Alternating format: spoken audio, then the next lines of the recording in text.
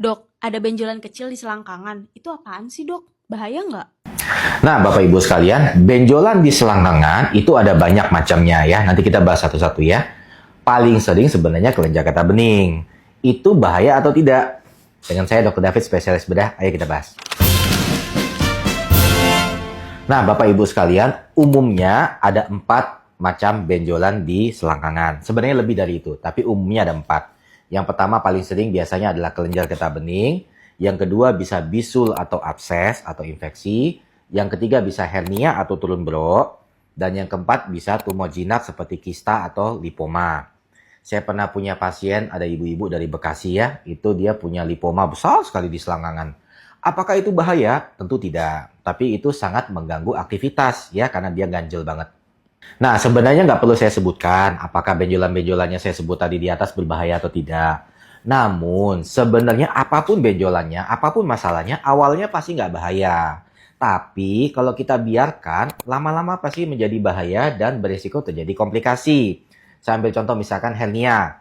Kalau misalkan hernia terjadinya pada wanita, di selangkangan, apa yang paling sering?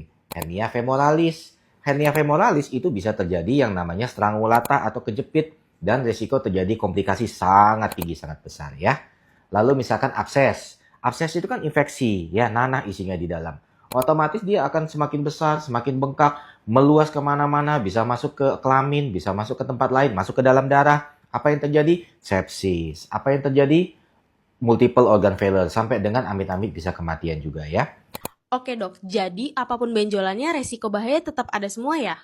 Lalu, apa yang harus kita lakukan, Dok?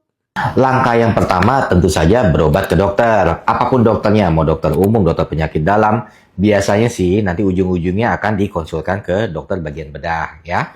Lalu sudah dilakukan pemeriksaan oleh dokter spesialis bedah, kita raba, kita periksa, biasanya kita tambahkan dengan pemeriksaan USG ya. Tegaklah diagnosanya, oh ternyata ini kelenjar getah bening, oh ternyata ini hernia, oh ternyata ini kista atau lipom, oh ternyata ini adalah abses atau bisul. Ya akan diobati sesuai dengan penyakitnya.